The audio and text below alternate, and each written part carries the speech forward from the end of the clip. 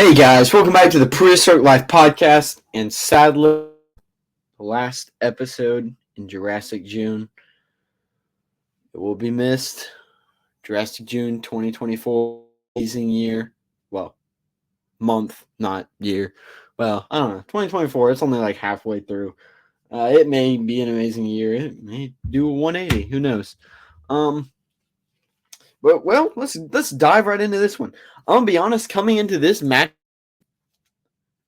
I had no faith in Dilophosaurus. Honestly, I thought Alioramus was going to be triple the size of Dilophosaurus, and it was just going to be some Jurassic Park 1 in scene stuff where the T-Rex just picks up the Dilophosaurus and just chomps it in half. But I was thoroughly surprised by this. So let's dive right in with some measurements, if you will. Starting with Dilophosaurus, coming in at a whopping 2 meters or about 7 foot tall, which is very impressive, and about 20-ish feet long, 20-ish, coming in at a weight of 880 pounds. 880 pounds, and he did not have a very powerful bite force due to the gap here. Due to the weakness caused by the subnaural gap, he thought that it used the front premaxillary teeth for plucking and tearing rather than biting, and the maxillary teeth further back for plucking and slicing. So it's more like a skin grazer. A lot of Jurassic creatures are than a hold you down and break your neck and rip you up and all kinds of things. It's more like, I'm going to take a giant chunk out of your neck and you'll probably still be alive, but yeah. So that's Dilophosaurus. Now we're going to scoot on over to Alioramus. I love this thing, Alioramus. It's got such a fun name.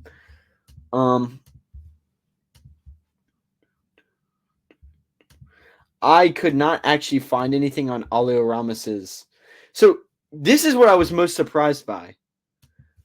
Alioramus is also about 2 meters ish tall, so it's also about 7 foot, but it's also about it's like roughly the same height and length as Dilophosaurus, about 20 feet ish long. If you didn't get that. Now here's the kicker. It does weigh about 1,500 pounds, but that's not much more. Well,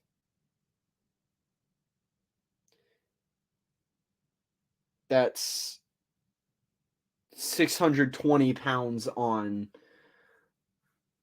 Dilophosaurus. So that would be like 12 people fighting dude in weight. So it's not really that fair. I couldn't really find anything on its bite force. So I'm going to give it a more juvenile T-Rex. Actually, I'll even lower it even more.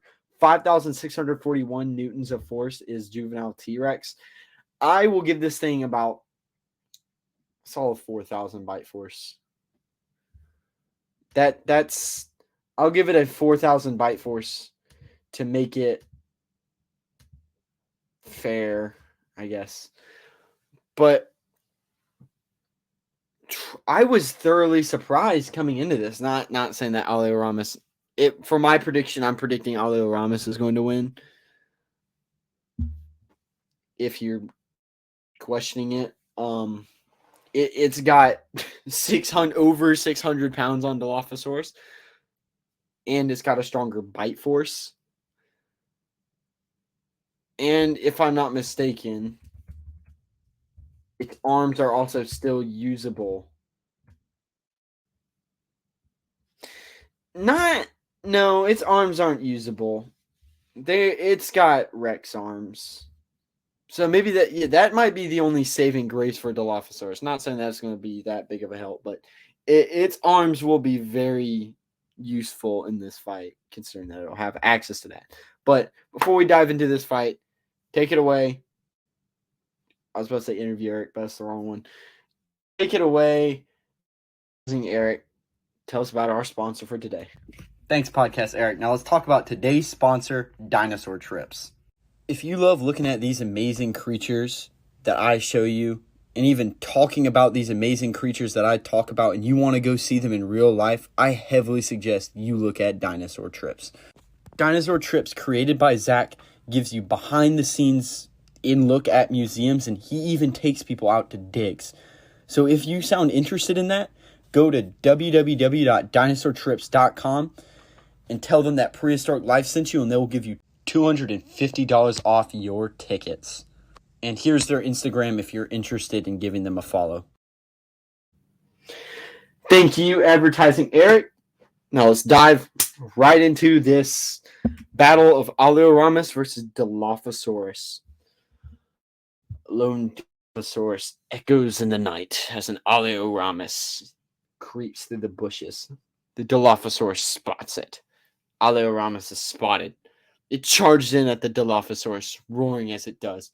Dilophosaurus is able to quickly step back, being lighter on its feet. Alioramus misses his initial bite as Dilophosaurus quickly skirts around to the side and bites the neck of Alioramus, tearing out a chunk of the side of the neck of Alioramus. It then headbutts the side of the face of Alioramus as it then uses that double crest and headbutts the gut of Alioramus. It takes its claws and slashes the eye of Alioramus and the side of Alioramus, quickly taking a bite, ripping out a chunk of the shoulder. Alioramus then quickly headbutts the side of Dilophosaurus, biting its neck and throwing it to the ground. Alioramus bites at the arm of one of the arms of Dilophosaurus and just crunches through it, just biting the arm, just bone. The arm goes limp, still barely attached.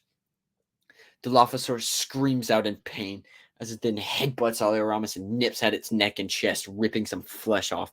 Alioramus is not having it as the upper cranial straight down. As it goes down, jams Dilophosaurus' head down, slamming it into the ground. Its jaws clamp down as one of the crests shatter and break. Alioramus drags Dilophosaurus through the dirt as then it lifts it up. That pound is real useful in out-muscling Dilophosaurus. And then slams it back down as then it takes its foot and steps it on the face of Dilophosaurus and starts pulling on its head. Flesh, chunks of bone, meat, whatever you want to say, is being torn from the face of Dilophosaurus as the neck is being hyperextended. Dilophosaurus then takes its good arm and slashes the throat of Alioramus, causing Alioramus to open its jaws and stumble back. It's not deep enough to do anything, but Alioramus is mad now. It charges into that Dilophosaurus. Dilophosaurus getting up, shaking free.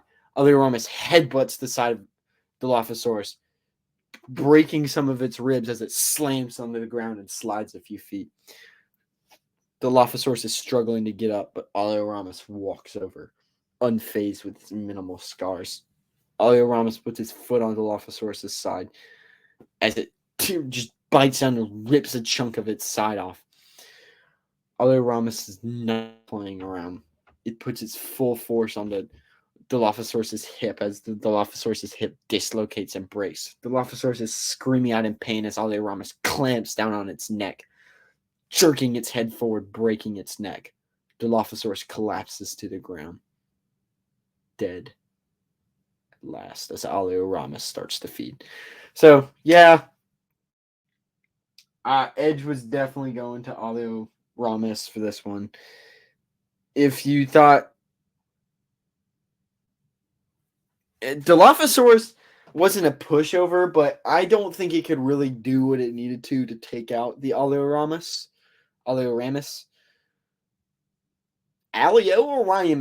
But yeah, I just sadly don't think it has what it takes to take it out. Alioramus outweighs it by over 600 pounds, on top of having a stronger bite force. Excuse me. But so sadly, Dilophosaurus. I love Dilophosaurus, but you have lost. You are gone from the tournament. Now Alioramus will be moving on. If you enjoy my content and you want to see, please go like and subscribe and follow me on Instagram. From there, you can see reels, extra content, and things like that I post. You can see about upcoming videos. You can see about other things. I've been posting a bit more for Jurassic June. Stupid pop-up windows back again. Pop-up window of doom. If you want to see my content a little bit earlier, I try to post it 2-ish days earlier on YouTube. So go check out my YouTube Prehistoric Life Podcast. If you want all of that in one place, go check out my website. If I can find it. Prehistoric Life Podcast. And again, I'm your host, Eric Crawford, signing off. This has been Prehistoric Life Podcast. I will see you all next time. Signing off, last time in Jurassic June 2024. Remember, keep it prehistoric. Goodbye.